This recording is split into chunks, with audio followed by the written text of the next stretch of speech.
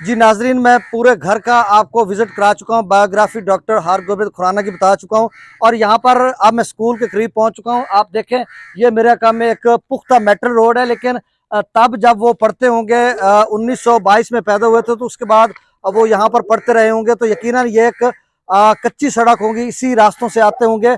और फिर उसके बाद ये जो स्कूल है जिसकी वो बात करते हैं अपनी बायोग्राफी में, डॉक्यूमेंट्री में, कि इस स्कूल का जो एक दरख्त था उसके साय के नीचे मैं पढ़ता रहा हूँ, एक दो कमरे थे। तो ये ब्रिटिश दौर था जब वो पढ़ते थे। मुल्तान डिस्ट्रिक्ट बोर्ड के तावन से यहाँ पर इस स्कूल को बनाया गया होगा। ये जो बाद में बिल्डिंग बनी है ये तो खासी बाद में, ये तो अभी रिसेंटली बनी है।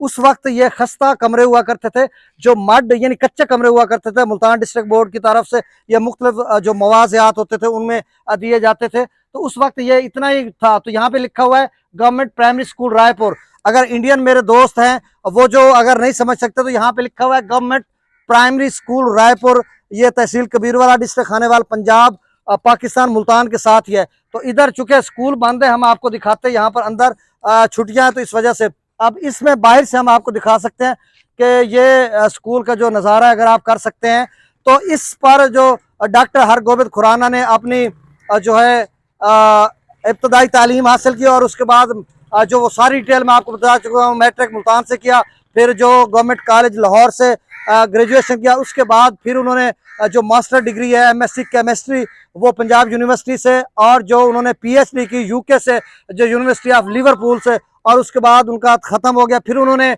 उस अमली मैदान में आया तो उन्होंने नाम कमाया, और ऐसा नाम कमाया आज 101 साल बाद उनके पैदा होने के बाद हम यहाँ पर मौजूद हैं और यहाँ पर वीडियो बना रहे हैं। नाज़रीन, आपको कैसा व्लॉग लगा ज़रूर फीडबैक दीजिएगा। बहुत शुक्रिया। अल्लाह हाफ़िज़।